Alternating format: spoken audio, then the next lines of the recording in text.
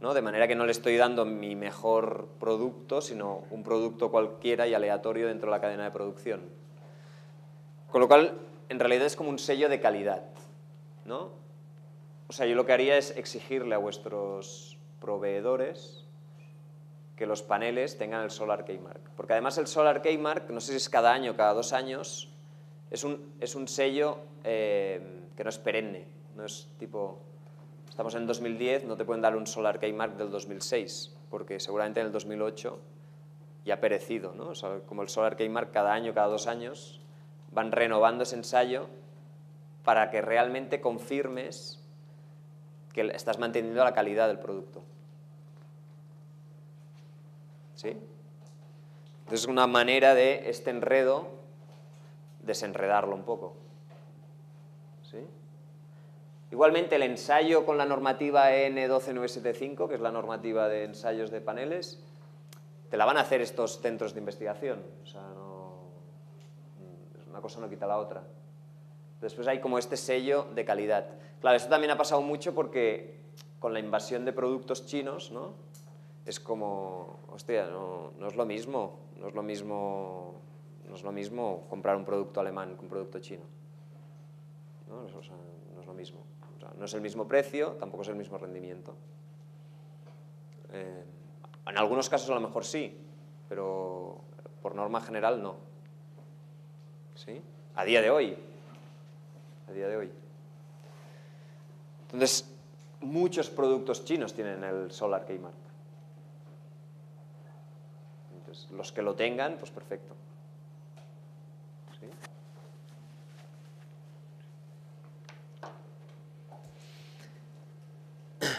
Entonces, estos valores de aquí, que estamos viendo, 0,8, 0,75, 0,76, de rendimiento óptico, son valores de un captador de placa plana. Ya sea selectivo o no selectivo, ¿no? Si es no selectivo será un poquito más bajo, si es selectivo será un poquito más alto, pero tiene que ver mucho con el rendimiento óptico de este cristal de aquí. ¿Sí? Y si estamos hablando de pérdidas térmicas, sobre todo el primer A1, pérdidas térmicas entre 3 y 5, estamos hablando de un selectivo. Cuando tenemos pérdidas entre de 4,5 para arriba, o sea, 4,5 5 estamos ahí en la franja, más de 5 ya estamos en no selectivos. ¿Sí?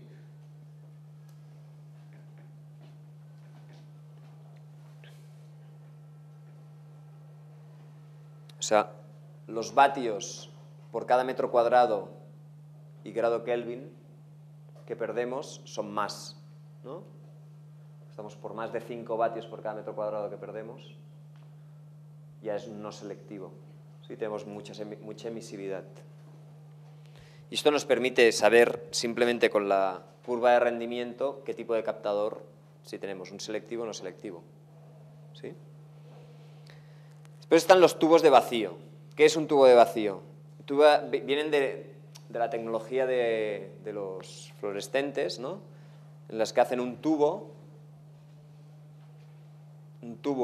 de cristal, dentro del cual hay un tubo, hay diferentes tipos de tubos de vacío, estos son los de flujo directo.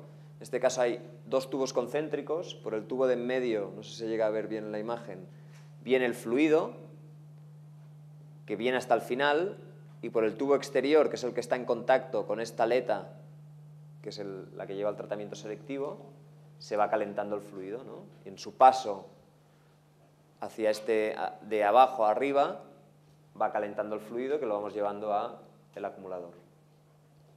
¿Sí? Entonces, ¿qué características tienen los tubos de vacío? Los tubos de vacío tienen un rendimiento más elevado. Si bien los rendimientos ópticos normalmente son un poco más bajos, no siempre, porque tenemos, en lugar de tener una superficie plana, tenemos una superficie circular, ¿sí? Y la posibilidad de reflexión es más alta. Tenemos coeficientes A1 por debajo de 3 y por debajo de 2. Entonces tenemos rendimientos mucho más elevados. O sea, son captadores que para trabajar a temperaturas medias más elevadas dan más rendimiento. O sea, que para la misma cantidad de energía necesito menos cantidad de paneles, ¿sí? Pero llegan a temperaturas de estancamiento 330 grados, ¿sí? A 330 grados pasan muchas cosas que no queremos que pasen. Y a 300, y a 250, y a 280. ¿Sí? Y a 220. Entonces, yo no soy muy partidario de tubos de vacío, o sea, tubos de vacío para determinadas aplicaciones. Pero para aplicaciones así multivivienda, donde ya sabemos que hay esta variabilidad de la demanda, que no depende de nosotros, depende del fin de semana, depende de, ¿no?, una serie de cosas, y a lo largo del año va a ir pasando varias veces. Yo personalmente tubos de vacío no creo que sea la mejor de las opciones. Ahora, tenemos un hotel con un 80% de ocupación, que sé que hay un mantenimiento además, pues a lo mejor sí que el tubo de vacío puede ser una buena opción, ¿no? O un proceso industrial, ¿no?, que necesito agua a 80 grados. En ese sentido, entonces, en una casa unifamiliar, ¿no recomendáis tubo de vacío? Yo no. Además, a un curso que fui de un fabricante que vendía tubos de vacío y no de vacío, el hombre que es un súper experto, el Deta Scheffer, que era el director técnico de Sonnenkraft, nos preguntó, claro, el tubo de vacío tiene más ventajas. Antes de irme a cargar a cargar la tecnología, que no soy quién, os puedo hablar de mi experiencia. Ventajas que tiene el tubo de vacío. El tubo de vacío lo puedo poner en horizontal, ¿no? En ese caso que estamos, de aquí, por ejemplo, en ese caso de esa cubierta con shunts de ventilación, con una serie de elementos y tal, que tengo poca superficie disponible, si yo pongo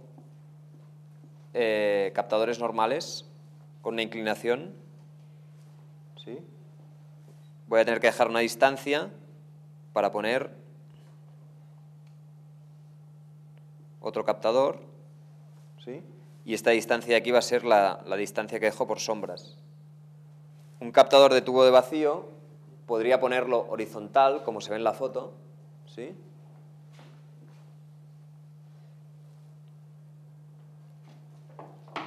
¿Hay soluciones mixtas?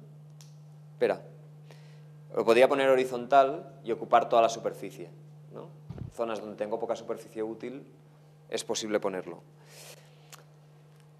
De todas formas, claro, yo al final lo tengo que poner a una inclinación determinada, ¿no? Y lo que me permiten estas aletas, por ejemplo, es, por aquí yo lo puedo inclinar, ¿no?, y ponerle una determinada inclinación. Lo que pasa es que esta inclinación no puede ser más de 20-25 grados en función del fabricante, porque si lo pongo a más inclinación, la distancia que hay entre tubos no es suficiente, ¿sí? Estas cositas hay que mirarlas.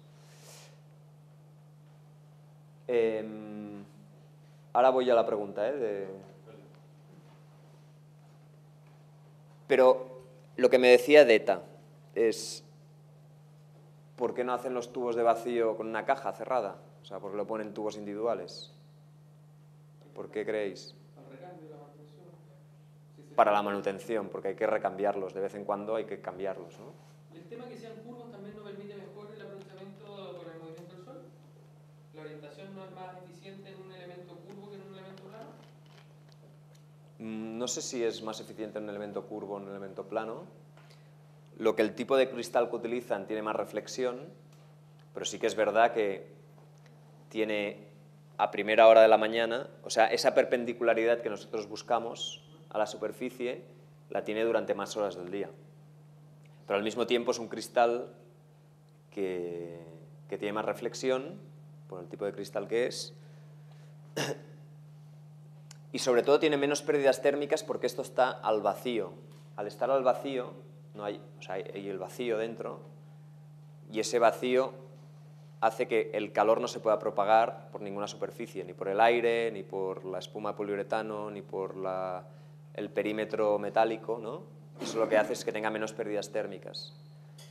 Pasa que un tubo con una junta que me garantiza el vacío, al cabo de un tiempo, y de que esto se haya puesto a 300 grados alguna que otra vez, esas juntas dejan de ser estancas, ¿no? Entonces, normalmente un tubo al vacío, si lo vemos transparente, es que tiene el vacío. Si lo vemos opaco, es que ha perdido el vacío. Un tubo al vacío opaco es un radiador. ¿Sí? Normalmente lo que llevan es un chivato. Aquí llevan un material, que ahora no me acuerdo cuál es, que cuando entra en contacto con el aire cambia de color. Tú ya lo ves. ¿Sí? Pues eso, o sea, ¿por qué no hacen cajas cerradas con tubos de vacío dentro? ¿No? Que sea una solución más robusta. Y los ponen como individuales, para que sean más fáciles de cambiar. Además, fáciles de cambiar también porque fallan. ¿Sí? ¿Se usa más entonces en lugares más extremos, latitudes más extremas? No. O sea, tienen una cuota de mercado bastante baja, ¿no? Aunque los fabricantes te intentan vender, pero la cuota de mercado a lo mejor es del 5%. ¿Es más caro ese sistema? Es otra de las desventajas que tiene el tubo de vacío. Claro, eso hay que ponerlo siempre entre comillas, ¿no? Siempre que estemos comparando tecnologías equivalentes. O sea, si yo me pongo a comparar un tubo de vacío chino con un panel plano alemán, incluso seguramente el panel de placa plana alemán es más caro. Pero si me pongo a comparar un panel de placa plana chino con un tubo de vacío chino o un tubo de vacío alemán con un captador de placa plana alemán, aunque necesite menos superficie de campo de captación de tubo de vacío, el precio es más alto. ¿Sí? O sea, el precio, o sea, el tubo de vacío a día de hoy, el kilovatio hora solar lo encarece. ¿Sí? No es que sea muy grande la proporción, pero lo encarece. Siempre y cuando estemos, ¿no? Si nos vamos a Sonnencraft, pues 2 productos de Sonnencraft. Si nos vamos a Jingli, pues 2 productos de Jingli. ¿Sí? Y el vandalismo son más vulnerables. ¿Y? Vandalismo Vandalismos. ¿Por qué? son más vulnerables al vandalismo los tubos vacíos. ¿Por qué? ¿Más frágiles? Están abiertos, ¿no? No, o sea, no tiene por qué. Estos cristales también tienen un ensayo de resistencia mecánica. Son cristales... o sea, los del tubo del vacío no lo sé súper exactamente, pero son cristales que están como recocidos, ¿no? Se suben a alta temperatura, después se baja la temperatura de golpe para evitar que su fractura sea de grieta y de estallar, sino que sea como, o sea, que no sea de estallar, sino que sea de grieta, ¿no? Como los...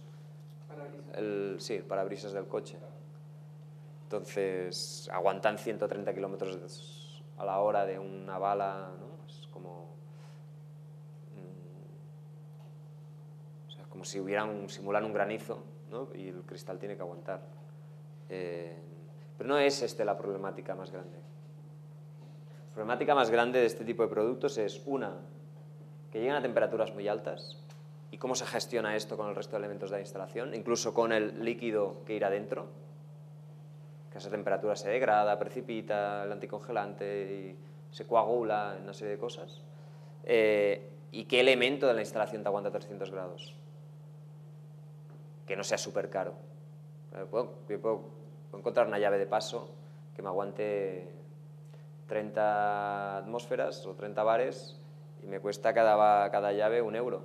La puedo encontrar que me aguante 50, 300 grados de temperatura, pero me cueste 12 cada llave, ¿no? Entonces es como...